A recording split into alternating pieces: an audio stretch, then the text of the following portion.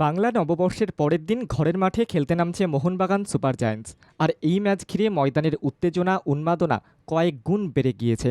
তার মাঝেই খবর, মোহনবাগানের সঙ্গে ফিরেছেন হাবাস। কোচের ফিরে আসায় স্বস্তিতে রয়েছে গোটা শিবির। এর আগে বেঙ্গালুরু এফসির বিরুদ্ধে জয়ী হয়েছিল মোহনবাগান দল। এই অবস্থায় অনিরুদ্ধ থাপা মনে করছেন, বেঙ্গালুরুর বিপক্ষে জিততে যে আত্মবিশ্বাস লাভ করেছে দল, সেই আত্মবিশ্বাস নিয়েই সোমবার ঘরের মাঠে নামবে গোটা দল।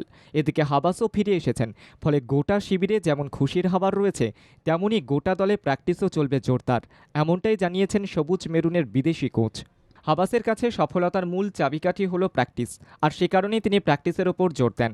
প্র্যাকটিস এমন পর্যায়ে নিয়ে যান যেখানে রিলে রেসের মাধ্যমে খেলোয়াড়দের বিপক্ষ টিমের কাছে লড়াই করার ক্ষমতাকে আরও কয়েক গুণ বাড়িয়ে দেন।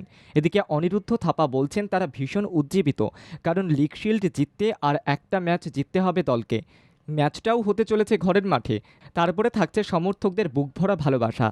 গ্যালারি থেকে সমর্থকদের গলা ফাটানো চিৎকারে যে আত্মবিশ্বাস কয়েকগুণ বেড়ে যাবে খেলোয়াড়দের, তা একেবারে স্পষ্ট। যুবভারতীতে এই ম্যাচ যদি জিততে পারে মোহনবাগান, তাহলে কলকাতায় এই প্রথম আইএসএল শিল্ড আসবে।